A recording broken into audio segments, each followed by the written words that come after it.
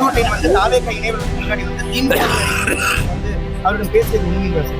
15 நாளா நீங்க வந்து பேசுனது ஒரு தகவல் வந்து வந்திருக்குங்களா? முன்னாள் அமைச்சர் இன்னும் அமைச்சர் 2 பேர் இந்த பரபரப்பு அரசியல் என்ன காரணம்?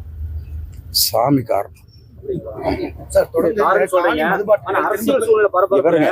கோயிலுக்கு வந்திருக்கிறோம். காலி மதிப்பாட்டில் ஃபுல் மதிப்பாட்டில் சென்னை அப்புறம் அதுக்கு தனியா நான் வந்து கூப்பிடுறேன் வாங்க. சேர்ந்து வந்திருக்கீங்க, நீங்க விட மாட்டீங்க போல் இருக்க. திமுக அமைச்சருங்க 2 பேர் சேர்ந்து வந்திருக்கீங்க, அரசியல் பேசுறீங்களா? சூழ்நிலை எங்க வந்து சிங்கனூர் முன்னாள் எம்எல்ஏ வந்து திமுக சேர்ந்துக்கிறாருங்க.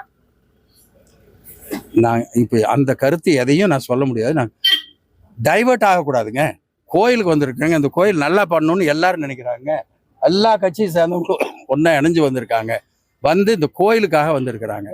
இங்க இங்க பாருங்க, நான் திட்டவட்டமா சொல்றேன், இங்க நாங்க வந்து எந்த விதமான அரசியலும் பேசல, அந்த நோக்கத்திலேயே பார்க்கல.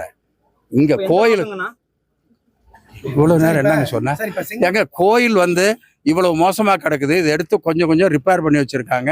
அதை இன்னும் எப்படி ஒழுங்கு பண்றது, ஸ்தபதியை வச்சு என்ன கேட்கறது, அறநிலையத்துறையை வச்சு என்ன கேட்கறது, வாஸ்துக்காரர் என்ன வச்சு என்ன கேட்கறது, இதை பத்தி தான் நாங்கள் டிஸ்கஸ் பண்ணியிருக்கோம்.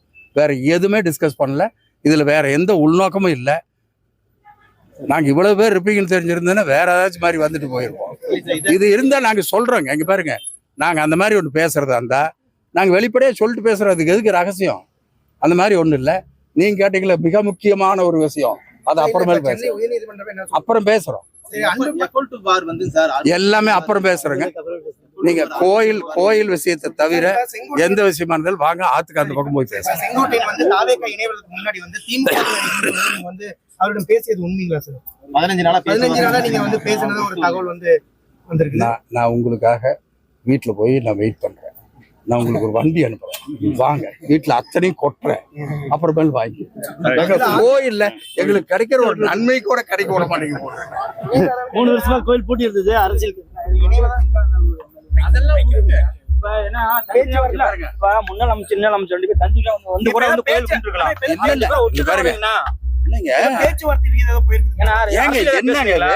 எங்க கோயில் அவ்வளவு மோசமா கடந்து திறக்கும் போது எல்லாரும் ஒன்னிணைஞ்சு பண்ணணும்.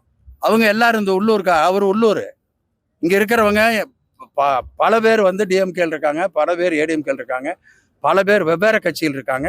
எல்லாரும் ஒன்னா சேர்ந்து இந்த கோயில் நல்லா கொண்டு வரணும்னு நினைக்கிறாங்க. அதை கொஞ்சம் விட்டுருங்களேன்.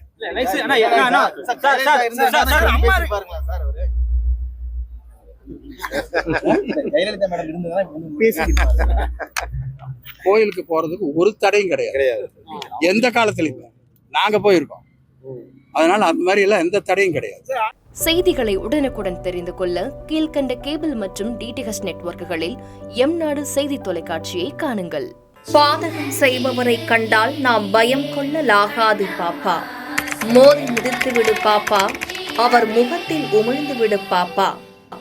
அண்மை செய்திகளை உடனுக்குடன் தெரிந்து கொள்ள இணைந்திருங்கள் எம்நாடு தொலைக்காட்சியுடன்.